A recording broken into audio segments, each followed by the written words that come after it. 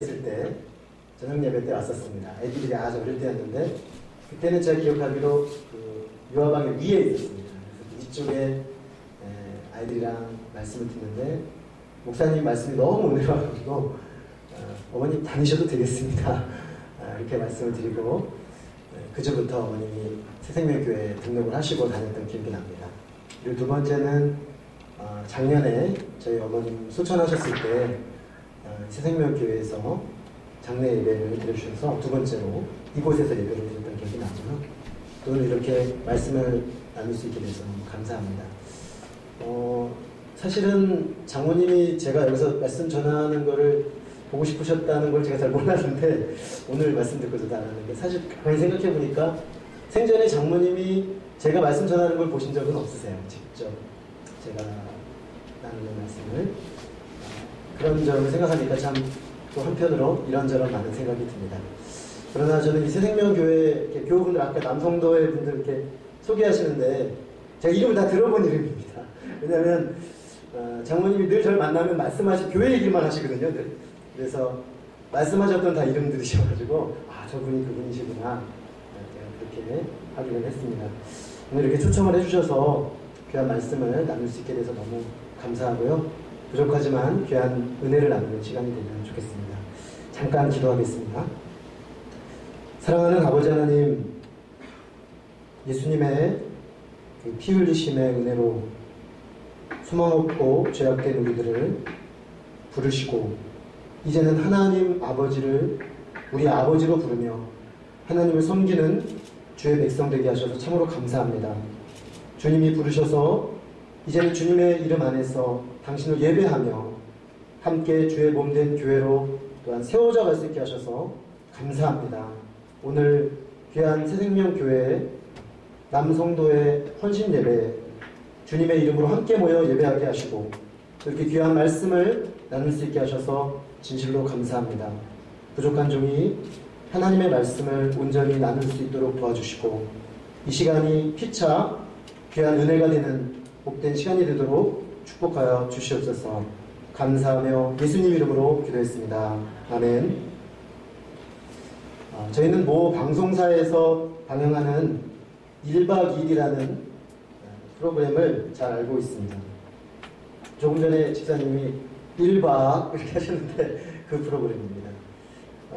몇몇 연예인들이 1박 2일 동안 밖으로 나가서 함께 보내는 그 시간들을 저희가 같이 보는 그런 시간이죠. 그 1박 2일을 TV로 이렇게 저는 볼 시간이 별로 없어서 보진 못하지만 가끔 이렇게 볼 때가 있는데 보다 보면은 그 1박 2일이라는 프로그램을 이렇게 따라가다가 보면 느껴지는 게 있습니다. 그게 뭐냐면 저 사람들이 분명히 연예인이고 우리가 이름은 알고 있지만 어떤 삶을 사는지 어떤 사람인지 어떤 인격인지 잘 모르는데 그 1박 2일 동안 같이 한데 묶여서 같이 1박 2일 지내는 모습을 보다 보면은 굉장히 가까워지는 것을 느낍니다. 그리고 저 사람 저런 사람이구나. 저 사람은 저런 면이 있네. 저런 의외의 면이 있었어. 또 저런 가치를 저 사람은 굉장히 중요하게 여기는구나. 이런 것들을 알게 됩니다. 그게 아마 1박 2일이라는 그 시간 동안 함께 같이 먹고 대화 나누고 뒹굴고 하면서 그 사람의 어떤 깊은 것들이 자연스럽게 드러나기 때문에 그런 것 같습니다. 그래서 아마 이 프로그램이 사랑을 받는 것 같아요. 왜냐하면 멀게 느껴질 수 있는 연예인들이 굉장히 가깝게 그들에 대해서 알 수 있는 시간이 되기 때문에 그렇습니다. 문득 저는 오늘 말씀을 묵상하면서 제목을 생각하다가 그 1박 2일이라는 프로가 생각이 났습니다. 예수님의 1박 2일을 우리가 한번 따라가 보면 어떤 느낌일까? 우리가 그저 멀리서 바라보는 예수님은 어떤 모습들이 있는데요. 좀 더 가까이 들어가서 예수님이 1박 2일을 어떻게 보내시는가를 이렇게 보게 되면은 정말 예수님이 어떤 분인지 무엇을 가치 있게 여기셨는지 또 무엇에 마음 아파하시고 무엇에 마음을 쓰셨는지 좀 더 잘 알 수 있지 않을까 그런 생각을 해보았습니다.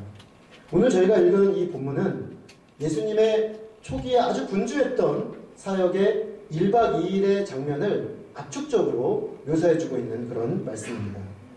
이 말씀을 통해서 우리는 새삼스럽게 예수님은 어떤 분이신지, 그분의 관심사는 무엇이었는지, 또 그분이 얼마나 치열하게 사역하셨는지, 또한 어떤 삶의 우선순위를 두고 사셨는지, 또 예수님이 중요하게 여기는 가치는 무엇인지 볼 수가 있습니다. 그래서 오늘 남전도회 헌신 예배로 모인 우리들에게도 어떻게 사역하며 어디서 사역의 힘을 얻을 수 있는지 배울 수 있기를 간절히 기도합니다. 첫째로 예수님의 1박 2일은 이웃을 긍휼히 여기는 마음으로 가득 차 있습니다. 예수님께서 가버나움의 회당에서 권위 있게 가르치시고 귀신을 내어 쫓는 권세를 가지고 사역을 행하시자 그 소문이 가버나움 지역 주변으로 급속하게 퍼져나갔습니다. 이처럼 회당이라는 오늘날의 이 예배당이라고 볼 수 있겠습니다. 그런 장소에서 공적 사역을 예수님이 하셨다면 오늘 우리가 읽은 이 본문은 시몬의 집이라는 개인의 집에서 벌어진 사적인 공간에서 이루어진 사역이라고 볼 수가 있겠습니다. 그곳에 들어가셨을 때 시몬의 장모, 베드로의 장모죠. 시몬의 장모가 열병을 앓아 눕고 있었습니다. 오늘날 우리가 볼 때 열병은 열이 많이 나면 병원에 가서 주사를 맞거나 약을 먹으면 금방 낫는 병입니다. 그러나 그때 당시는 의학이 발달하지 않은 때였기 때문에 열병은 아주 심각한 병입니다. 다루기 쉽지 않은 이 병을 가지고 주변 사람들이 아마 굉장히 안타까워했던 것 같습니다. 그래서 시몬의 장모의 열병의 문제를 예수님께 아뢰었습니다. 이때 예수님께서는 그 기도를 들으시고 시몬의 장모에게 더 가까이 서셔서 그 병을 꾸짖으셨다고 오늘 본문은 말하고 있습니다. 그러자 그 즉시 병이 떠나고 시몬의 장모님은 그 자리에서 일어나 자원하여 봉사하였습니다. 이 소식은 급속히 그 지역에 퍼졌습니다. 오전에 회당에서 사역을 통해서도 귀신을 쫓아내고 또 그 가르침의 권세가 탁월함으로 말미암아서 많은 사람들이 감동을 하고 쫓아왔는데 이제 시몬의 집에서까지 치유의 사역이 일어났다는 것을 듣자 사람들이 이제는 시몬의 집으로 구름대처럼 몰려들기 시작했습니다. 그런데 이미 해질 무렵이 되어서 사실은 하루 종일 사역하신 예수님 입장에서는 굉장히 피곤한 그런 상황이라고 할 수가 있습니다.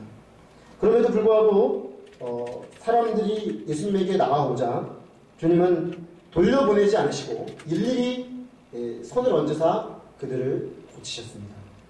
그러자 그 중에 어떤 사람에게서 귀신이 나가며 소리를 질렀습니다. 당신은 하나님의 아들입니다. 예수님은 이 귀신 또한 꾸짖으시고 그들의 말함을 허락하지 않으셨습니다. 그들이 예수님을 하나님의 아들이자 그리스도로 알고 있었지만 예수님은 그들의 증거를 필요로 하지 않으셨습니다. 그날 예수님의 사역은 이렇게 늦게까지 이어졌습니다. 계속해서 밀려오는 병자들을 오늘 본문에 보면 일일이라는 단어가 있습니다. 그러니까 사역을 효율적으로 하면 거기다 쭉 서십시오. 예수님 능력이 있으시지 않습니까? 그러니까 쭉 서시고 내가 기도할 테니까 받으시오. 한마디로 기도하실 수도 있을 것 같습니다. 그런데 그렇게 하지 않으시고 한 사람씩 한 사람씩 일일이 그들의 병을 누르시고 그들의 환부에 손을 대시고 그들과 대화하시면서 그들을 일일이 도와주셨습니다. 또 그 중에는 본문에 나오는 것처럼 귀신 들린 사람도 있었습니다. 사실 귀신 들린 사람은 얼마나 부담스럽습니까? 더더군다나 밤입니다. 밤에 귀신 들린 사람이 막 소리 지르면서 귀신이 나가는 그런 상황, 피차 부담스러운 그런 상황이라고 할 수 있습니다. 예수님은 이 부담스러운 귀신 들린 사람 병자들을 일일이 한 명 한 명 그 문제를 다루시며 섬기셨습니다. 우리는 여기서 예수님의 1박 2일 일정 속에 담긴 한 가지 중요한 특징을 발견하게 됩니다. 이 일정은 예수님께 예정된 일정이 아니라는 것입니다. 다시 말하면 그날의 아침에 예수님이 만약에 하루의 스케줄 일정표를 짜셨다면 들어가 있는 일정이 아니었다는 것입니다. 전혀 예상하지 못했던 일정이 하루의 일과를 다 마치고 이제 쉬어야 될 그 시점에 예수님에게 다가온 일정이었다는 것입니다. 사람들의 필요 때문에, 사람들의 아픔 때문에, 사람들의 고통 때문에 생겨난 그런 일정이었습니다. 이렇게 예정이 없던 일정이 생기면 저는 짜증이 날 때가 많습니다. 워낙 바쁘게 막 이렇게 돌아가는데 내가 지금 이거 막 하기도 바쁜데 뭔가 지금 이 틈을 이렇게 삐집어내가지고 이 일정을 소화해야 된다고 생각하면 어떤 사람도 쉽지 않을 것입니다. 자신의 일정과 계획이 꽉 짜여진 채로 빡빡하게 돌아가고 있는 예수님의 사역을 생각해 볼 때 더더욱 그렇습니다. 그러나 예수님은 앓고 있는 시몬의 장모의 집에 가셔서 그 문제를 도와주셨습니다. 사실 시몬의 장모를 고칠 때도 보면 가까이 가사라는 표현이 있습니다. 그저 멀찍이서 객관적으로 그 병은 이런 거예요. 그러니까 이렇게 하세요. 이렇게 하지 않으셨다는 것이죠. 가까이 가셔서 뭐가 아프고 지금 무엇이 문제고 어디서부터 도와줘야 되는 것을 면밀히 살펴보신 이후에 그 문제를 섬세하게 만지셨다는 것입니다. 사실 예수님의 일정이 이 모든 그 저녁의 일정들, 하루의 일정들을 보게 되면 자신의 도움을 필요로 하는 사람들, 하나님 나라의 복음이 가시적으로 그들의 삶에 나타나야 될 사람들에게 열려있는 일정이었다라는 것을 알 수가 있습니다. 예수님의 일정표는 그런 점에서 사람들의 필요에 언제든 열어줄 수 있는 그런 열린 일정표였다는 것을 우리는 예수님의 이 1박 2일 일정을 통해서 알게 되는 것입니다. 사실 우리가 복음서 곳곳에서 발견하는 예수님의 모습은 사람들에게 굉장히 깊은 관심을 가지고 계신다는 것을 알 수 있습니다. 예수님은 사람들을 더 정확히 말하면 긍휼히 여기셨습니다. 죄로 인해서, 질병으로 인해서, 고독으로 인하여 고통하고 슬퍼하고 아파하는 영혼들을 불쌍히 여기셨습니다.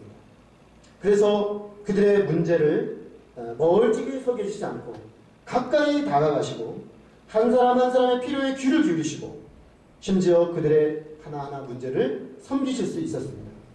무엇보다도 피곤함에도 불구하고 그들을 위하여 자신의 시간을 내고 돌보셨습니다. 오늘 우리는 이 말씀을 통해서 우리의 일정표를 한번 돌아보면 어떻겠는가 생각이 듭니다. 과연 우리의 일정표와 시간표 속에 고통하는 이웃들을 위한 시간이 비워져 있는지 돌아볼 일입니다. 바쁘게 돌아가는 우리의 일정표 속에서 예기치 않게 다가오는 사람들의 필요와 도움의 요청에 우리는 자신의 시간을 비워 그들을 돌아보고 섬길 마음의 여유가 있는지 오늘 예수님의 이 말씀, 일정표는 우리에게 질문하고 있습니다. 과연 우리의 일정표는 닫힌 일정표인지 열린 일정표인지 오늘 본문은 우리에게 묻고 있는 것입니다. 저는 그런 생각을 할 때가 많습니다.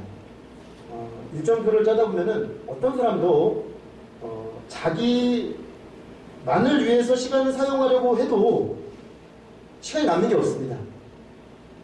그렇지 않습니까?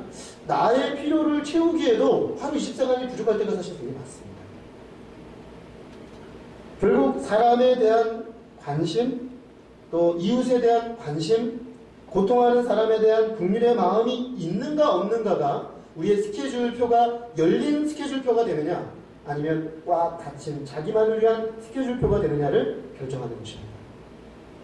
사람에게 관심을 가지고 사람을 긍휼히 여기는 일은 나중에 시간이 날 때 여유 있을 때 할 수 있는 일이 아니라 사실은 지금 이곳에서부터 매일 우리의 삶 속에서 연습해야 될 일이라는 것입니다. 우리의 도움을 필요로 하는 사람이 있는 그곳에서는 우리 일정표가 열려야 하는 것이고 그들을 향하여 잠시라도 관심을 기울여야 하는 것이고 시간을 내어주어야 하는 것이라는 것입니다. 만약 우리가 그렇게 훈련되지 않으면 나타나게 되는 여러 가지 부작용들을 많이 보게 됩니다. 사실 우리가 좀 죄송한 얘기지만 사람에게 관심이 없는 정치가 라는 말은 수식이 맞지 않습니다. 사실 정치가는 사람에게 관심이 있어야 됩니다. 사람들의 문제에 관심을 갖고 정말 이 세상에 어그러진 것들을 말 그대로 바르게 하여 다스리는 사람들이 정치가인데 이 정치인들이 만약에 사람에게 관심이 없다면 어떻게 됩니까? 그들의 관심이 권력과 부와 자기 명예를 얻기 위하여 사람이 도구가 되는 결과가 일어나게 될 것입니다. 경제인들은 돈을 버는 사람들이지만 사실은 경제라는 것은 근원적으로 보면은 돈을 벌어서 경제활동을 해서 물질적인 도움이 필요한 곳으로 흘려보내서 이 사회를 경제적으로 잘 윤택케 하는 일이 1차적인 사명이라고 볼 수 있습니다. 그런데 만약에 그 경제인이 사람에게 관심이 없는 경제인이라고 한다면 결국 오늘 우리 사회에서 요즘 많이 듣게 되는 갑질을 하게 되는 것이죠. 사람이 보이지 않기 때문에 갑질을 넘어서 슈퍼 갑질까지 하게 됩니다. 그러니까 왜 그러냐면 사람이 그 사람의 마음의 중심에 없기 때문에, 돈이 그 마음의 중심에 있기 때문에 결국에는 자기가 그 자리에서 무엇을 해야 되는지를 망각해 버리게 되는 것입니다. 사실 어떻게 보면 평형모순이라고 할 수 있는 가장 큰 것은 교육자, 선생님 또 교수님들인데 분명히 아이들을 양육하고 학생들을 길러내고 사람에게 관심이 있어야 할 분들인데 자기 삶의 안정을 보장하는 자리로서 그것을 보게 된다면 역시 그 자리에서 어떻게 사람을 섬겨야 할지는 생각하지 않게 되는 것입니다. 제가 몇몇 예를 들었지만 그것이 공무원이든 예술가든 의료인이든 가정에서 엄마 아빠의 자리에 있든 우리가 사람에게 대한 관심과 사람에게 대한 긍휼을 잃어버린다면 어쩌면 우리가 서 있는 그 자리에서 우리가 마땅히 해야 될 그 일들, 우리에게 도움을 필요로 하는 사람들을 향하여 열려지지 않는 닫힌 일정표는 심각한 문제를 초래한다는 것을 발견하게 됩니다. 오늘날 우리들은 우리 한국 사회가 저는 그렇다고 봅니다. 모 대통령 후보가 저녁에 있는 삶이라는 것을 예전에 캐치프레이즈로 내세웠던 기억이 납니다. 그 이야기는 저녁이 없다는 것입니다. 특별히 직장 생활하시는 남성도 분들은 저희 교회도 보면요 얼마나 바쁘게 사시는지 모르겠습니다. 너무너무 바쁘게 살고 정말 정신없이 사람들을 돌리기 때문에 이런 상황 속에서 사람이 잘 안 보입니다. 사람이 잘 보이지 않고 사람을 자꾸만 도구화하는 시대의 정신이 흐르고 있는 것 같아요. 그러므로 의식적으로 우리의 일정표에 사람을 섬기는 시간을 넣지 않으면 우리는 이런 시대적 흐름을 따라가다가 그저 일로 막 밀려가다가 일주일이 지나가게 됩니다. 그래서 결국 우리가 돌보고 섬겨야 될 사람들은 우리의 마음과 우리의 삶에서 전혀 사라져버리는 그런 일들이 일어나기가 얼마나 쉬운지 모르겠습니다. 마음에 고통하는 사람들에 대한 긍휼을 품고 때로 우리의 일정표가 망가지더라도 고통하는 사람들에게 내어주는 그런 연습을 해야 합니다. 그럴 때 우리는 조금 세상 사람들과 다르게 살 수 있습니다. 조금 예수님과 더 닮은 모습으로 살 수 있습니다. 저는 우리 교회 특성상 일부 예배에서는 이제 장년 가정을 이루시는 분들을 돌보고 2부에서는 청년 대학생들을 이제 돌보는 사역을 하고 있습니다. 그런데 저는 우리 청년 대학생들을 도울 때 20대, 30대 초반인데요. 우리는 목자 공동체가 됐으면 좋겠다라는 말을 늘 합니다. 목자는 양을 돌보는 사람이죠. 그런데 우리 청년들이 장차 정치, 경제, 사회, 문화, 교육, 삶의 모든 구석구석으로 갈 때 정말 그 마음 중심에 사람을 동일히 여기고 사람을 돌보고 사람의 필요에 민감한 사람들, 그런 사람들이 목자인데 그런 목자로 20대 때부터 또 30대 때 훈련되어져야만 그들이 실제 삶의 현장에 들어갔을 때 정말 사람을 돌보고 사람을 섬기고 사람을 가슴에 품고 주님의 마음으로 섬기는 그런 사람들이 될 수 있다는 말을 늘 합니다. 그러므로 어떻게 보면 사람에게 관심 없는 목자라는 말은 있을 수가 없는 것입니다. 주님께서 지금 이곳에서부터 우리에게 당신의 마음을 주셔서 사람에게 관심 갖고 섬기는 목자로 훈련되도록 강하게 도전하며 섬기고 있습니다. 그런데 저는 그런 강조를 늘 하면서 정작 제 자신은 제 기본적 일정표 속에 놓여진 끊임없는 일들로 인해 마음이 분주할 때가 많습니다. 제가 사역을 하면서 또 공부를 이제 같이 하고 있는데요. 그러면서 또 선교회 사역도 같이 겸해서 하고 있기 때문에 굉장히 사역이 정신없이 돌아갑니다. 사실은 어떨 때는 짬 시간이 나지 않아가지고 애들이 제 방에 잠깐 들어왔는데도 언니 쳐다보지도 않고 말을 할 때가 많습니다. 그 정도로 막 정신없이 바쁘게 돌아갑니다.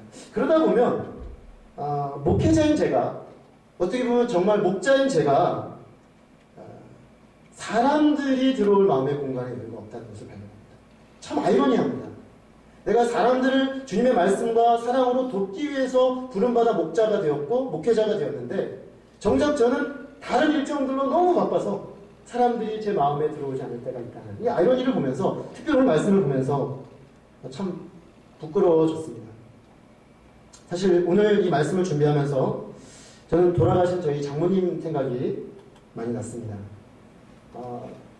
서로 바빠서 자주 만나지 못할 때가 많았습니다. 그래서 이제 명절 때 주로 이렇게 많이 만났는데, 만나면 장모님은 유성아 일로 와봐 그러신 다음에 본인이 만드신 전도지를 늘 보여주셨습니다. 명절 때 제가 양주에 오면 늘 이렇게 전도지를 보여주시는데 저보고 점검만 하는 거예요. 내가 이거 잘 만들었나? 이거 믿지 않는 사람들이 이거 보면은 어떻게 볼까? 그러면서 문구 혹시 문제 있는 거 없나? 체크를 해달라고 말씀하시는 겁니다. 복음을 모르고 살아가는 영혼들에 대한 안타까움. 장모님이 늦게 예수님을 영접하셨기 때문에요. 그게 더 크셨던 것 같아요. 내가 지금이라도 예수님을 알았으니 다행이지. 이 예수님을 알지 못하고 살아가는 좀 많은 사람들 생각할 때, 좀 알려야 되고 알리고 싶다. 그 마음을 가지고 늘 저에게 말씀하셨습니다. 저는 목사이기 전에 장모님의 사위였기 때문에 장모님이 너무 열심히 하시는 것 같았습니다. 그래서 장모님 좀 살살 하시면 좋겠습니다. 너무 열심히 하시는 것 같아요. 목사님 저보다 더 열심히 하시는데 좀 살살 하세요. 제가 이제 사위의 입장에서 그런 말씀을 드린 적이 많았습니다. 저는 사실 근데 그때 장모님의 마음 중심에 어느 정도까지 영혼들이 들어있는지 잘 몰랐습니다. 왜냐하면 1년에 한두 번 명절 때 만나서 장모님 하신 얘기가 그것이었고, 뭐 늘 만나면 장모님이 새생명교회 얘기하시고 목사님 얘기하시고 성도님들 얘기하셨기 때문에 교회를 참 사랑하시고 정말 행복하게 다니고 계시구나 너무 감사했지만, 어느 정도까지 영혼들의 그 마음이 그 심령이 들어가 계신지 잘 몰랐었습니다.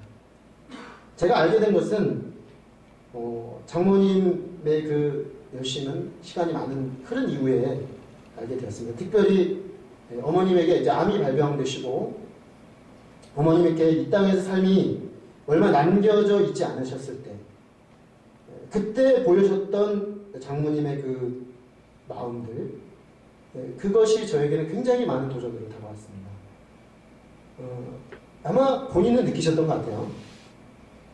이제 본인에게 어떻게 보면은 많은 시간들이 남겨져 있지 않다는 것을 알고 계셨기 때문에, 저나 뭐 우리 가족들의 입장에서는 좀 본인의 건강을 좀 더 챙기고 전도도 좀 덜 나가시고 좀 그러셨으면 좋겠는데, 더 열심을 내시는 걸 봤습니다. 심지어 멀리 타국에서 찾아와서 영육간에 고생하는 그 외국 영혼들이 그 마지막 장모님의 어떤 시간들의 그 마음이 굉장히 오랫동안 깊이 담겨져 있었다는 것을 시간이 흐른 후에 알게 되었습니다. 저는 생각해 보았습니다. 무엇이 우리 어머님의 마음에 그토록 영혼들을 향한 전도의 마음으로 가득 채웠던 걸까? 제가 장모님을 보내고 그 시간들을 보내면서 그런 질문을 문득 던져본 적이 있습니다. 그때 제가 한 장면이 떠올랐습니다. 우리 둘째 딸이 태어났을 때였습니다. 병원에서 이제 둘째를 출산을 하고 이제 퇴원을 하려고 이제 하는 수속을 받고 있었는데, 잠깐 장모님과 제가 마주 앉아 있을 시간이 있었습니다. 그런데 그날따라 장모님이 저를 보면 너무 저를 기뻐해 주셨거든요. 뭐 생전에 장모님이 저를 미워했다 그런 말씀을 하셨다고 들었는데, 사실은 그렇지 않고요.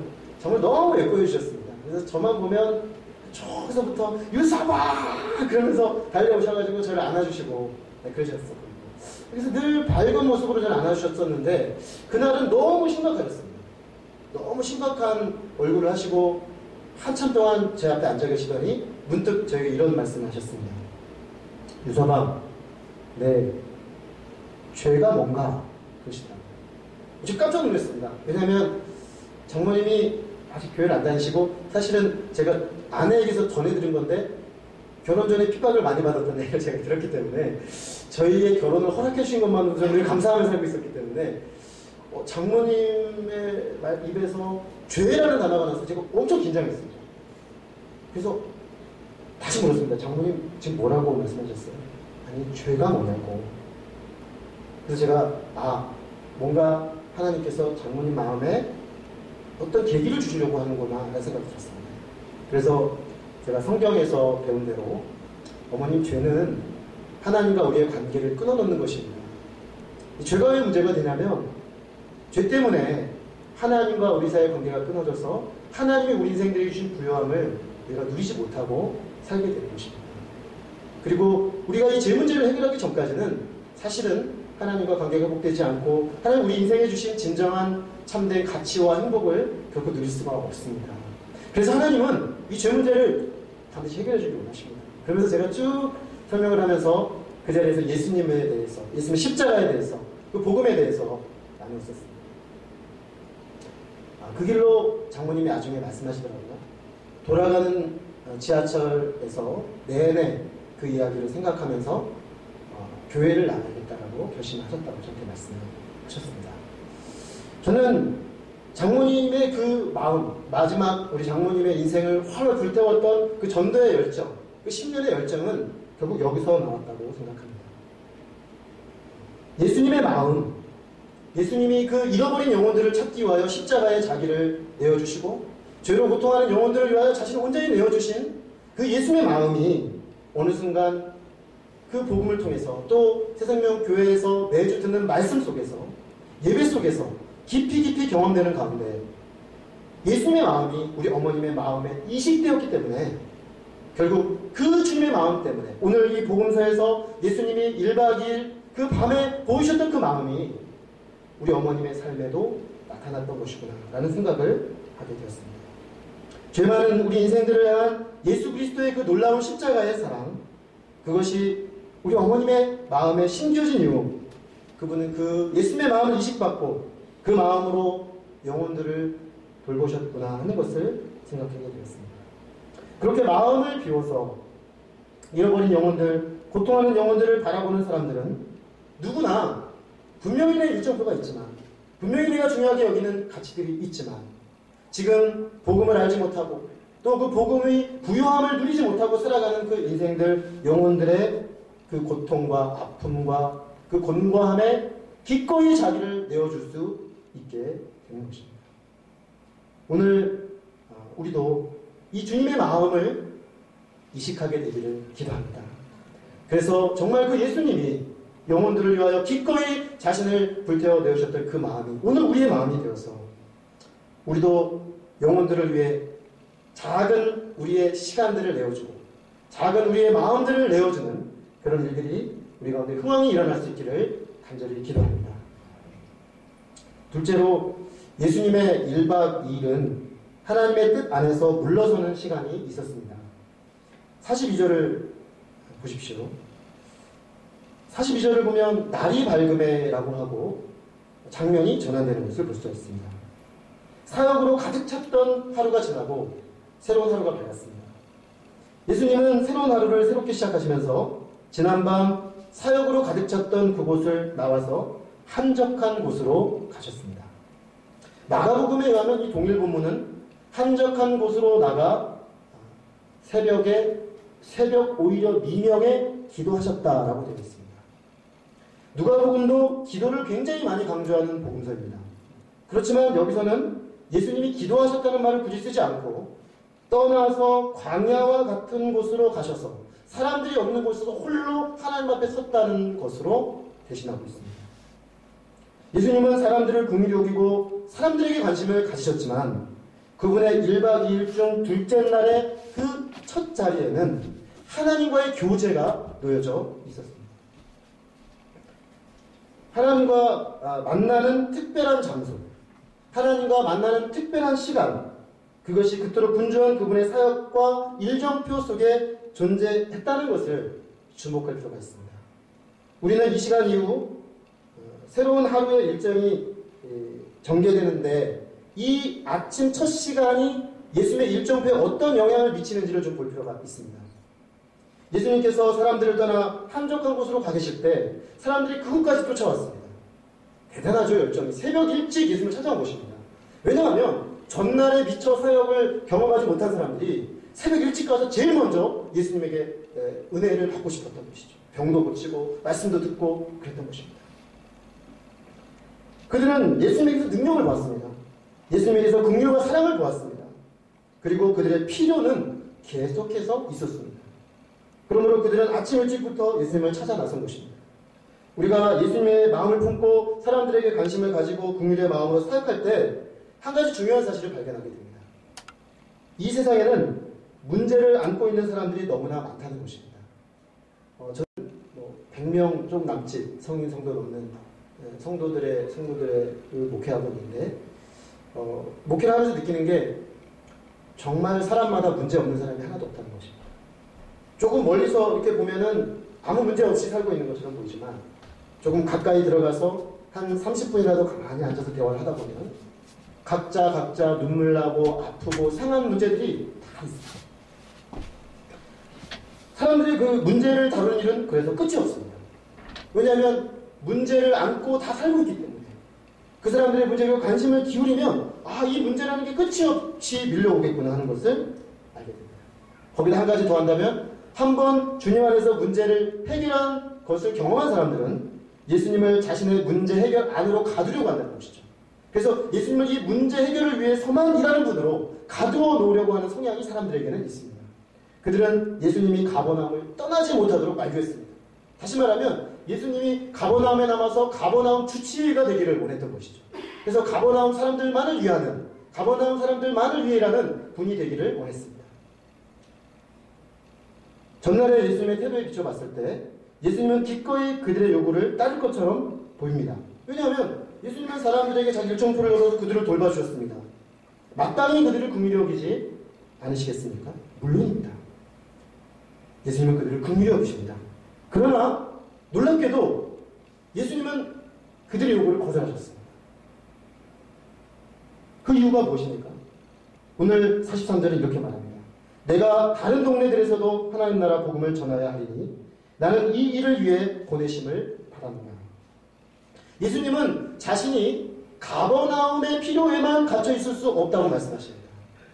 예수님께서 귀신을 쫓아내고 병을 고치신 것은 귀신 쫓아내고 병 고치는 일을 위해 오신 것이 아니라 그 가시적인 역사를 통해 하나님 나라가 예수님을 통해 이 땅에 오는 것을 보여주기 위함이었습니다. 그러므로 예수님의 1차적 관심은 사람들이 하나님의 복음을 듣는 것입니다. 그래야 사람들의 마음 가운데 하나님의 나라가 임하는 것입니다. 예수님은 하나님 나라의 복음을 전하기 위해 이 땅에 보냄받은 자라는 자기 정체성을 아주 선명하게 말씀하십니다. 이것은 일종의 예수님의 자기 사명 선언입니다. 예수님은 보냄받은 자, 사자, 파송받은 사람으로서의 정체성을 가지셨습니다. 하나님 아버지께서 이 땅에 자신을 보내신 그 뜻 앞에 자기가 오늘 새로운 하루 어디로 가야 하는지를 분명히 하셨던 것입니다.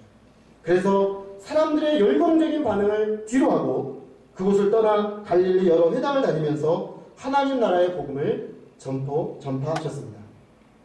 오늘 여기서 우리는 예수님께서 우리의 일정 속에 반드시 들어있어야만 한다고 말씀하시는 또 다른 중요한 한 가지를 발견합니다. 그것은 바로 하나님과 교제하는 시간입니다.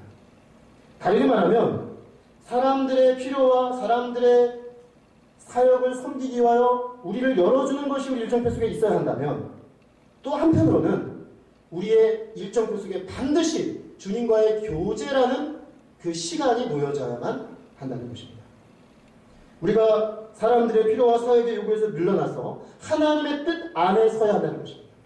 예수님은 그 고요한 첫 시간 하나님께 서서 물으셨습니다. 이 가버나움에 이 많은 필요를 가지고 있는 사람들이 지금 나에게 있는데 하나님 오늘 저는 어떤 곳에서 어떤 사역을 하기를 원하십니까? 하나님의 뜻을 물으셨던 것입니다. 그래서 하나님은 그분께 오늘 어떤 분인지, 나는 하나님 앞에 누구인지, 나는 이 세상에서 무엇을 위해 존재하는지, 나는 오늘 어디에서 무엇을 위해 나의 삶을 보내야 하는지 분명한 방향 감각을 새롭게 하셨습니다. 세상에서 들려오는 무수한 욕망의 소리들, 사람들의 요구들 속에서 갈피를 잡지 못하고 이리저리 방황하기 쉬운 우리들에게 이 시간이 절대적으로 필요합니다. 어떤 분은 이렇게 생각할 수 있습니다. 첫 시간 주님과 교제하는 시간을 가지십시오. 주님 말씀으로 큐티하는 시간을 가지십시오. 아무리 바쁜 일정이라도 먼저 주님과 교제하십시오. 이런 말씀을 드리면 10중 8구는 대부분 이런 생각이 들 것 같습니다. 내가 지금 이렇게 빡빡한 일정이 있는데 여기다가 그걸 하나 또 넣으면 내가 어떻게 살으라고 그런 시간을 내가 나보고 내라고 하느냐, 이런 반응이 나올 수밖에 없습니다. 왜냐하면 이미 우리의 일정은 너무나 바쁘고 너무나 빡빡하게 돌아가고 있기 때문입니다. 그러나 하나님 앞에 서는 시간을 빼버리면 우리가 우리 시간을 잘 쓰고 굉장히 규모 있게 멋지게 쓸 것 같지만 사실은 우리는 하나님 앞에 방향성을 잃게 됩니다. 그래서 정말 가야 하고 정말 앞에 내가 해야 될 그 시간에 쓰지 않고 이쪽 요구 저쪽 요구 내 욕망의 요구에 따라서 이리저리 막 보내다가 하루가 그냥 지나가 버리는 그런 경험을 하게 되는 것입니다. 우리가 잘 아는 마틴 루터라는 종교개혁자는 이런 말을 한 적이 있습니다. 내가 하나님 앞에 사역이 3배로 늘어나면 나는 그날 기도 시간을 3배로 늘렸다. 참 역설적이죠. 일이 늘어나면 우리는 일이 늘어난 만큼 기도 시간이 어떻게 좀 줄여야겠구나. 일을 좀 해야 되니까. 이렇게 생각하시는데 그분은 그만큼 기도 시간을 늘려야 내가 그 일을 감당할 수 있고 방향을 놓치지 않는다고 고백하고 있는 것입니다. 하나님 앞에 새롭게 결단하는 헌신 예배를 오늘 우리가 드리고 있습니다. 오늘 우리는 우리의 일정표, 헌신하고자 하는 우리의 삶의 일정표들을 다시 한번 돌아보면 좋겠습니다. 그리고 무엇보다도 올 한 해 우리의 사역과 우리의 삶의 일정표 속에 하나님과의 교제를 최우선순위로 넣을 수 있기를 기도합니다. 복잡한 일에서 물러나서 분주한 직장 업무와 삶의 스케줄에서 물러나서 끊임없이 이어지는 사람들의 필요에서 물러나서 한적한 곳에서 하나님 앞에서는 우리가 될 수 있기를 기도합니다. 그래서 나는 이 일을 위해 보냄을 받았다. 나는 오늘 이 일을 하나님 앞에 반드시 이루어드려야겠다. 나의 삶에 반드시 이 일은 이루어드리고 주님께 가야겠다라는 그런 분명한 사명감을 가지고 살아가야 하겠습니다. 사실 하나님의 사역은 끝이 없는 일입니다. 우리가 돌봐야 될 사람들도 끝이 없습니다. 채워줘야 될 필요도 끝이 없습니다.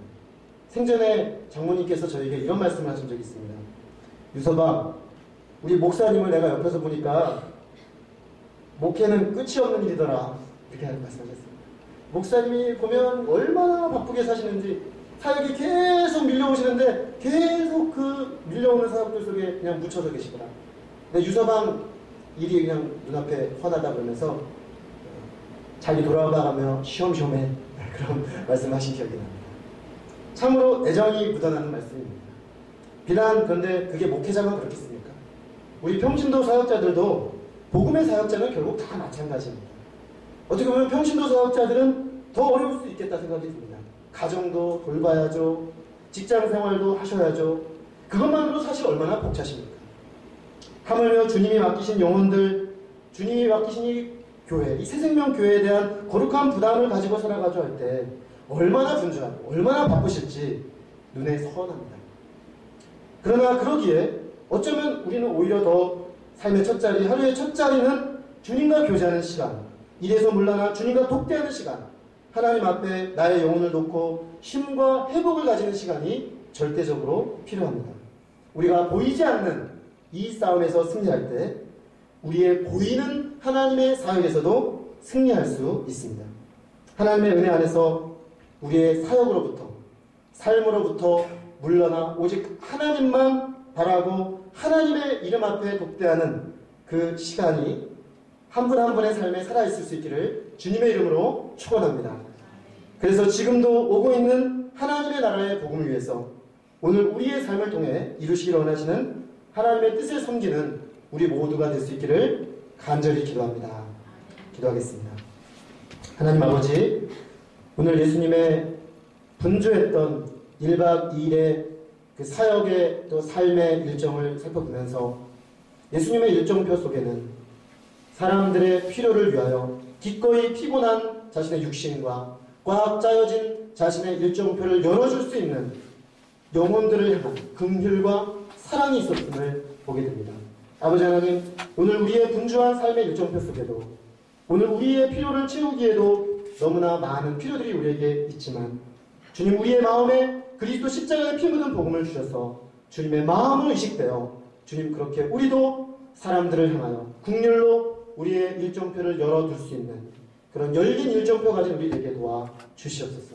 주님 또한 우리가 사람들을 섬기고자 할 때 사람들의 그 끝없는 필요, 하나님의 사역의 그 감당해야 될 무수한 필요들 앞에 설 때마다 하나님 우리가 먼저 하나님을 만나게 하시고 먼저 하나님의 음성을 듣게 하시고 먼저 주님과 교제하게 하셔서 하나님 주시는 은혜와 하나님 주시는 방향 감각과 하나님 주시는 그 여유를 가지고 하나님 넉넉히 우리가 세워주신 그 자리에서 주님의 기뻐하시는 하나님 나라 복음 역사를 섬기는 귀한 사역자들이 될 수 있기를 간절히 기도합니다. 지금 특별히 오늘 남성도에 헌신하시는 한 분 한 분들을 축복하여 주시고 이 귀한 분들의 삶을 축복하사 가정을 세우고 또 직장을 섬기며 특별히 이 새생명교회를 든든하게 세워가고자 할 때 이분들이 기도의 용사들이 되게 하시고 하나님의 놀라운 은혜를 덧입고 몸된 교회를 힘있게 세워가는 한 분 한 분 되시도록 축복하여 주시기를 간절히 기도합니다. 그래서 주님 이 새생명교회가 들어오는 많은 영혼들의 필요를 생명의 말씀으로 채우며 훈련된 잘 세워진 평신도 사역자들을 통하여 이 양주 지역에 하나님의 놀라운 생명의 역사를 이루어가는 복된 교회로 하나님 위로부터 축복하여 주시기를 간절히 기도합니다. 주님께서 귀한 말씀으로 보내주시고 또 방향 주심을 감사합니다. 부족한 종은 오직 우리 주 예수 그리스도의 이름으로 감사하며 기도드립니다. 아멘. 100명 좀 남짓 성인 성도 넘는 성도들의 목회하고 있는데 목회를 하면서 느끼는 게 정말 사람마다 문제 없는 사람이 하나도 없다는 것입니다. 조금 멀리서 이렇게 보면은 아무 문제 없이 살고 있는 것처럼 보이지만 조금 가까이 들어가서 한 30분이라도 가만히 앉아서 대화를 하다 보면 각자 눈물 나고 아프고 상한 문제들이 다 있어요. 사람들이 그 문제를 다루는 일은 그래서 끝이 없습니다. 왜냐하면 문제를 안고 다 살고 있기 때문에 그 사람들의 문제에 관심을 기울이면 이 문제라는 게 끝이 없이 밀려오겠구나 하는 것을 알게 됩니다. 거기다 한 가지 더 한다면 한번 주님 안에서 문제를 해결한 것을 경험한 사람들은 예수님을 자신의 문제 해결 안으로 가두려고 한다는 것이죠. 그래서 예수님을 이 문제 해결을 위해서만 일하는 분으로 가두어 놓으려고 하는 성향이 사람들에게는 있습니다. 그들은 예수님이 가버나움을 떠나지 못하도록 만류했습니다. 다시 말하면 예수님이 가버나움에 남아서 가버나움 주치의가 되기를 원했던 것이죠. 그래서 가버나움 사람들만을 위하는, 가버나움 사람들만을 위해 일하는 분이 되기를 원했습니다. 전날에 예수님의 태도에 비춰봤을 때 예수님은 기꺼이 그들의 요구를 따를 것처럼 보입니다. 왜냐하면 예수님은 사람들에게 자기 일정표를 열어서 그들을 돌봐주셨습니다. 마땅히 그들을 긍휼히 여기지 않으시겠습니까? 물론입니다. 예수님은 그들을 긍휼히 여기십니다. 그러나 놀랍게도 예수님은 그들의 요구를 거절하셨습니다. 그 이유가 무엇입니까? 오늘 43절에 이렇게 말합니다. 내가 다른 동네들에서도 하나님 나라 복음을 전하여야 하리니 나는 이 일을 위해 보내심을 받았노라. 예수님은 자신이 가버나움의 필요에만 갇혀 있을 수 없다고 말씀하십니다. 예수님께서 귀신을 쫓아내고 병을 고치신 것은 귀신 쫓아내고 병 고치는 일을 위해 오신 것이 아니라 그 가시적인 역사를 통해 하나님 나라가 예수님을 통해 이 땅에 오는 것을 보여주기 위함이었습니다. 그러므로 예수님의 1차적 관심은 사람들이 하나님의 복음을 듣는 것입니다. 그래야 사람들의 마음 가운데 하나님의 나라가 임하는 것입니다. 예수님은 하나님 나라의 복음을 전하기 위해 이 땅에 보냄받은 자라는 자기 정체성을 아주 선명하게 말씀하십니다. 이것은 일종의 예수님의 자기 사명 선언입니다. 예수님은 보냄받은 자, 사자, 파송받은 사람으로서의 정체성을 가지셨습니다. 하나님 아버지께서 이 땅에 자신을 보내신 그 뜻 앞에 자기가 오늘 새로운 하루 어디로 가야 하는지를 분명히 하셨던 것입니다. 그래서 사람들의 열광적인 반응을 뒤로하고 그곳을 떠나 갈릴리 여러 회당을 다니면서 하나님 나라의 복음을 전파하셨습니다. 오늘 여기서 우리는 예수님께서 우리의 일정 속에 반드시 들어있어야만 한다고 말씀하시는 또 다른 중요한 한 가지를 발견합니다. 그것은 바로 하나님과 교제하는 시간입니다. 다르게 말하면 사람들의 필요와 사람들의 사역을 섬기기 위하여 우리를 열어주는 것이 우리 일정표 속에 있어야 한다면 또 한편으로는 우리의 일정표 속에 반드시 주님과의 교제라는 그 시간이 모여져야만 한다는 것입니다. 우리가 사람들의 필요와 사역의 요구에서 물러나서 하나님의 뜻 안에 서야 한다는 것입니다. 예수님은 그 고요한 첫 시간 하나님 앞에 서서 물으셨습니다. 이 가버나움에 이 많은 필요를 가지고 있는 사람들이 지금 나에게 있는데 하나님, 오늘 저는 어떤 곳에서 어떤 사역을 하기를 원하십니까? 하나님의 뜻을 물으셨던 것입니다. 그래서 하나님은 그분께 오늘 어떤 분인지, 나는 하나님 앞에 누구인지, 나는 이 세상에서 무엇을 위해 존재하는지, 나는 오늘 어디에서 무엇을 위해 나의 삶을 보내야 하는지 분명한 방향 감각을 새롭게 하셨습니다. 세상에서 들려오는 무수한 욕망의 소리들, 사람들의 요구들 속에서 갈피를 잡지 못하고 이리저리 방황하기 쉬운 우리들에게 이 시간이 절대적으로 필요합니다. 어떤 분은 이렇게 생각할 수 있습니다. 첫 시간 주님과 교제하는 시간을 가지십시오. 주님 말씀으로 큐티하는 시간을 가지십시오. 아무리 바쁜 일정이라도 먼저 주님과 교제하십시오. 이런 말씀을 드리면 10중 8구는 대부분 이런 생각이 들 것 같습니다.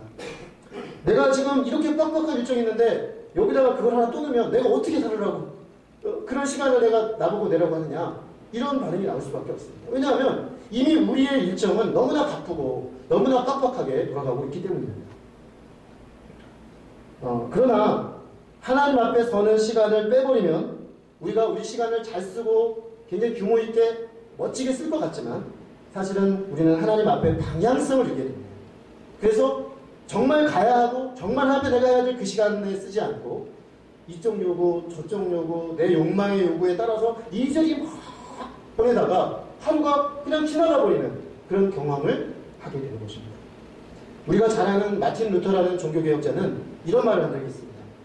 내가 하나님 앞에 사역이 3배로 늘어나면 나는 그날 기도 시간을 3배로 늘렸다. 참 역설적이죠. 일이 늘어나면 우리는 일이 늘어난 만큼 기도 시간이 어떻게 좀 줄여야겠구나, 일을 좀 해야 되니까, 이렇게 생각하시는데 그분은 그만큼 기도 시간을 늘려야 내가 그 일을 감당할 수 있고 방향을 놓치지 않는다고 고백하고 있는 것입니다. 하나님 앞에 새롭게 결단하는 헌신 예배를 오늘 우리가 드리고 있습니다. 오늘 우리는 우리의 일정표, 헌신하고자 하는 우리의 삶의 일정표들을 다시 한번 돌아보면 좋겠습니다. 그리고 무엇보다도 올 한 해 우리의 사역과 우리의 삶의 일정표 속에 하나님과의 교제를 최우선순위로 넣을 수 있기를 기도합니다. 복잡한 일에서 물러나서, 분주한 직장 업무와 삶의 스케줄에서 물러나서, 끊임없이 이어지는 사람들의 필요에서 물러나서 한적한 곳에서 하나님 앞에서는 우리가 될 수 있기를 기도합니다. 그래서 나는 이 일을 위해 보냄을 받았다. 나는 오늘 이 일을 하나님 앞에 반드시 이루어 드려야겠다. 나의 삶에 반드시 이 일은 이루어 드리고 주님께 가야겠다라는 그런 분명한 사명감을 가지고 살아가야 하겠습니다. 사실 하나님의 사역은 끝이 없는 일입니다. 우리가 돌봐야 될 사람들도 끝이 없습니다. 채워줘야 될 필요도 끝이 없습니다. 생전에 장모님께서 저에게 이런 말씀을 하신 적이 있습니다. 유서방, 우리 목사님을 내가 옆에서 보니까 목회는 끝이 없는 일이더라, 이렇게 말씀하셨습니다. 목사님이 보면 얼마나 바쁘게 사시는지, 사역이 계속 밀려오시는데 계속 그 밀려오는 사역들 속에 그냥 묻혀져 계시더라. 근데 유서방 일이 그냥 눈앞에 훤하다 그러면서 자기 돌아가며 쉬엄쉬엄해, 그런 말씀하신 기억이 납니다. 참으로 애정이 묻어나는 말씀입니다. 비단 그런데 그게 목회자만 그렇겠습니까? 우리 평신도 사역자들도 복음의 사역자는 결국 다 마찬가지입니다. 어떻게 보면 평신도 사역자들은 더 어려울 수 있겠다 생각이 듭니다. 가정도 돌봐야죠. 직장생활도 하셔야죠. 그것만으로도 사실 얼마나 벅차십니까? 하물며 주님이 맡기신 영혼들, 주님이 맡기신 이 교회, 이 새생명 교회에 대한 거룩한 부담을 가지고 살아가죠 할 때 얼마나 분주하고 얼마나 바쁘실지 눈에 선합니다. 그러나 그러기에 어쩌면 우리는 오히려 더 삶의 첫 자리, 하루의 첫 자리는 주님과 교제하는 시간, 일에서 물러나 주님과 독대하는 시간, 하나님 앞에 나의 영혼을 놓고 쉼과 회복을 가지는 시간이 절대적으로 필요합니다. 우리가 보이지 않는 이 싸움에서 승리할 때 우리의 보이는 하나님의 사역에서도 승리할 수 있습니다. 하나님의 은혜 안에서 우리의 사역으로부터, 삶으로부터 물러나 오직 하나님만 바라고 하나님의 이름 앞에 독대하는 그 시간이 한 분 한 분의 삶에 살아있을 수 있기를 주님의 이름으로 축원합니다. 그래서 지금도 오고 있는 하나님의 나라의 복음을 위해서 오늘 우리의 삶을 통해 이루시기를 원하시는 하나님의 뜻을 섬기는 우리 모두가 될 수 있기를 간절히 기도합니다. 기도하겠습니다. 하나님 아버지, 오늘 예수님의 분주했던 1박 2일의 그 사역의 또 삶의 일정을 살펴보면서 예수님의 일정표 속에는 사람들의 필요를 위하여 기꺼이 피곤한 자신의 육신과 꽉 짜여진 자신의 일정표를 열어줄 수 있는 영혼들을 향한 긍휼과 사랑이 있었음을 보게 됩니다. 아버지 하나님, 오늘 우리의 분주한 삶의 일정표 속에도 오늘 우리의 필요를 채우기에도 너무나 많은 필요들이 우리에게 있지만 주님, 우리의 마음에 그리스도 십자가의 피 묻은 복음을 주셔서 주님의 마음을 의식되어 주님, 그렇게 우리도 사람들을 향하여 긍휼로 우리의 일정표를 열어둘 수 있는 그런 열린 일정표 가진 우리 되게 도와 주시옵소서. 주님 또한 우리가 사람들을 섬기고자 할 때 사람들의 그 끝없는 필요, 하나님의 사역의 그 감당해야 될 무수한 필요들 앞에 설 때마다 하나님, 우리가 먼저 하나님을 만나게 하시고 먼저 하나님의 영성을 듣게 하시고 먼저 주님과 교제하게 하셔서 하나님 주시는 은혜와 하나님 주시는 방향 감각과 하나님 주시는 그 여유를 가지고 하나님 넉넉히 우리가 세워주신 그 자리에서 주님의 기뻐하시는 하나님 나라 복음 역사를 섬기는 귀한 사역자들이 될 수 있기를 간절히 기도합니다.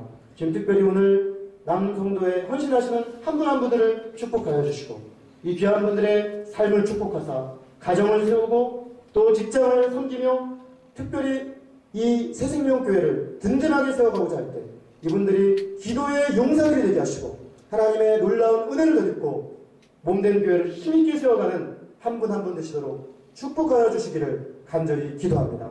그래서 주님, 이 새생명교회가 들어오는 많은 영혼들의 필요를 생명의 말씀으로 채우며 훈련된 잘 세워진 평신도 사역자들을 통하여 이 양주 지역에 하나님의 놀라운 생명의 역사를 이루어가는 복된 교회로 하나님 위로부터 축복하여 주시기를 간절히 기도합니다. 주님께서 귀한 말씀으로 보내주시고 또 방향 주심을 감사합니다. 부족한 종은 오직 우리 주 예수 그리스도 이름으로 감사하며 기도드립니다. 아멘.